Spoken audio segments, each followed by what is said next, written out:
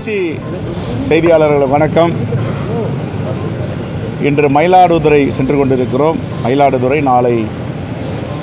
மயிலாடுதுறையும் நாளை மறுநாள் நாகப்பட்டினமும் ஆய்வுக்குழுக்காக வந்திருக்கிறோம். பொது கணக்கு குழு ஆய்வு, கட்சி தோழர்களை சந்திக்கும் நிகழ்வுகள் நடக்க இருக்கின்றன. சொல்லுங்கள், நீங்கள் என்ன பாஜக கூட்டணி கட்சியை கிரிட்டிசைஸ் பண்ணுறாங்க பட்ஜெட்டை. ஆனால் நிர்மலா சீதாராமன் சொல்கிறாங்க இந்த மாநிலம் புறக்கணிக்கப்படவில்லை. இது என்ன நியாயம்னு சொல்லுங்கள். 26 MP வச்சுருக்காங்க, நிதிஷ்குமாரன், சந்திரபாபு நாயுடு. அவங்க பீகார் கட்டுற GST 1900 கோடி, தமிழ்நாடு கட்டுறது ஏறக்குறைய 20,000 கோடி GST. ஆனால் அவர்களுக்கு ஏறக்குறைய 1 லட்சம் கோடி நிதி ஒதுக்குறாங்க. தமிழ்நாட்டுக்கு ஒன்றுமே இல்லை. அதே போன்று பீகாருக்கு வெள்ள நிவாரண தடுப்பு பணிகளுக்கு 11,500 கோடி. 100 ஆண்டுகள் கண்டிராத காற்றாற்று வெள்ளம், பெருமழை தமிழ்நாட்டில், குறிப்பாக சென்னை, செங்கல்பட்டு மாவட்டம், காஞ்சிபுரம் மாவட்டம், திருவள்ளூர் மாவட்டம், தென் மாவட்டங்களில் எடுத்தீங்கன்னா தூத்துக்குடி மாவட்டம். ஆனால் அவங்க இது வரைக்கும் ஒரு பைசா கூட ஒதுக்கலை. நிதியமைச்சர் நிர்மலா சீதாராமன் பார்த்துட்டு போனாங்க. பார்த்துட்டு போனதோடு சரி. இதுலையாவது ஏதாவது ஒதுக்குவாங்க, கருணை இருக்கும், இருதயத்தில் ஈரம் இருக்கும்னு பார்த்தோம். இருதயத்தில் ஈரமில்லாத ஒன்றிய அரசு தான் மோடியோட அரசு. தமிழ்நாட்டு மக்களை வஞ்சித்திருக்கிறார்கள், தமிழ்நாட்டு மக்களை புறக்கணித்திருக்கிறார்கள். என்ன காரணம் என்றால் அவர்களுக்கு வாக்களிக்கவில்லை என்று. இது இந்திய யூனியன் பட்ஜெட்டு கிடையாது, ஒன்றிய அரசினுடைய பட்ஜெட் யாரும் ஏற்றுக்க மாட்டாங்க. 2 மாநிலத்துக்காக எல்லா மாநிலத்துடைய வரி பணத்தையும் தன்னுடைய ஆட்சி ஆயுட்காலத்தை நீடிப்பதற்கு நிதி ஒதுக்கி இருக்கிறார்கள். இந்தியா மக்கள் இதை எல்லோரும் உற்று பார்த்து கொண்டிருக்கிறார்கள். ஏற்கனவே மோடி ஆட்சி என்பதை மாற்றி கூட்டணி ஆட்சிக்கு கொண்டு வந்திருக்கிறார்கள். இப்பொழுது பல மாநிலங்களிலே தேர்தல் வர இருக்கிறது. அந்த மாநிலங்களில் இது எல்லாம் எதிரொலிக்கும். அது மட்டுமல்ல, 13 சட்டமன்ற தேர்தல் நடந்தது, 13 இடைத்தேர்தல் சட்டமன்றங்கள் நடந்தாங்க. அதில் பார்த்தீங்கன்னா ஏறக்குறைய சரியாக சொல்லணும்னா 10 சட்டமன்றத்தை தொகுதிகளை இந்தியா கூட்டணி வெற்றி பெற்றிருக்கிறது. 1 சுயேட்சை, 2 தான் பிஜேபி. குறிப்பாக பாஜக ஆளும் மாநிலங்கள் மத்திய பிரதேசம், உத்தரகாண்ட், இங்கே படுதோல்வியை தழுவி இருக்கிறார்கள். இமாச்சல் பிரதேசத்தில் ஆட்சியை கவிழ்க்க வேண்டும் என்று எங்களுடைய சட்டமன்ற உறுப்பினர்கள், காங்கிரஸ் சட்டமன்ற உறுப்பினர்களை கடத்தி கொண்டு போனார்கள் என்று சொல்லுகிறார்கள், விலைக்கு வாங்கினார் என்று சொல்லுகிறார்கள். எது உண்மையோ தெரியாது. ஆனால் அந்த இடத்தில் இடைத்தேர்தலிலும் காங்கிரஸ் பேரியக்கம் வெற்றி பெற்றிருக்கிறது, ஜனநாயகம் வென்றிருக்கிறது.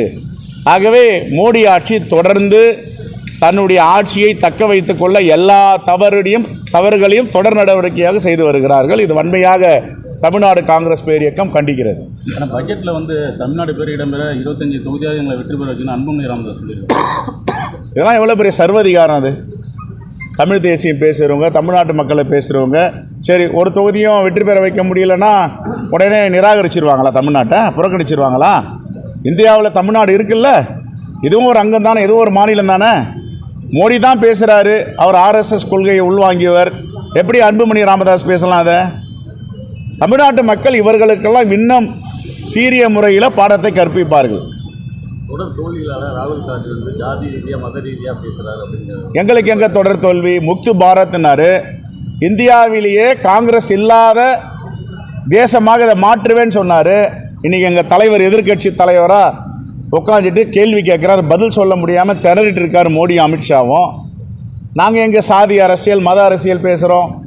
காங்கிரஸ் பேரியக்கத்துடைய சித்தாந்தமே எல்லா மக்களுக்குமான கட்சி. இப்போ கூட கிரிராஜ் சிங் அவங்களுடைய அமைச்சர் சொல்கிறாரு, இஸ்லாமியர்கள்லாம் இந்தியாவில் வாடக்கூடாது, மத ரீதியாக பாகிஸ்தான் பிரித்த பிறகு எதற்காக இருக்கிறார்கள்? இதெல்லாம் என்ன நியாயம்? அது தேர்தலுக்கு வரும்போது நாங்கள் இஸ்லாமியர்களுக்கு எதிராக பேச மாட்டேன்றது, தேர்தல் முடிஞ்ச உடனே அவன் அமைச்சர்களை விட்டு இஸ்லாமியர்களுக்கு எதிராக பேசுகிறதெல்லாம் வன்மையாக கண்டிக்கத்தக்கது. அண்ணா யூனிவர்சிட்டியில் ஒரே ப்ரொஃபஸர் 32 காலத்தில் ஒர்க் பண்ணியிருக்காரு. இப்போ சமீபத்தில் இதெல்லாம் தொடர்ச்சியாக வேலை பார்த்துருக்காரு. அப்போல்லாம் தெரியல, இந்த விஷயம் விசுவரமாக இருக்குது. அதை நீங்கள் எப்படி பார்க்குறீங்க? ஏற்கனவே கடந்த கால ஆட்சியில் 10 ஆண்டுகளாக 2011 முதல் 21 வரை 10 ஆண்டுகள் அண்ணா பல்கலைக்கழகத்தில் பல ஊழல்கள் நடந்திருக்கின்றன. அந்த ஊழல்களில் குறிப்பாக டிஜிட்டலேஷன், வினாத்தாள் திருத்தம், இப்படி என்று பல ஊழல்கள். அங்கே இருந்த கண்ட்ரோலர் ஆஃப் எக்ஸாமினேஷன் உமா அவர்கள் எப்படி இறந்தார் என்று தெரியவில்லை. இன்னொருத்தர் சீதாலட்சுமி டெப்டி கண்ட்ரோலர், எல்லாம் 50 வயதை கூட கடக்காதவர்கள் இறந்திருக்கிறார்கள். இப்போ அதை கண்ட்ரோலர் ஆஃப் ஆடிட்டர் ஜெனரல் என்னென்ன தவறு செய்திருக்கிறார்கள் என்றதை சட்டப்பேரவைக்கு அளித்திருக்கிறார்கள். அதை நாங்கள் தான் விசாரித்து கொண்டிருக்கிறோம். தொடர்ந்து அண்ணா பல்கலைக்கழகத்தில் தவறுகள் நடந்து கொண்டிருக்கின்றன, அதில் மாற்று கருத்தே கிடையாது. அவங்கெல்லாம் தமிழ்நாடு அரசு சம்பளம் கொடுக்குது அண்ணா பல்கலைக்கழகத்துக்கு.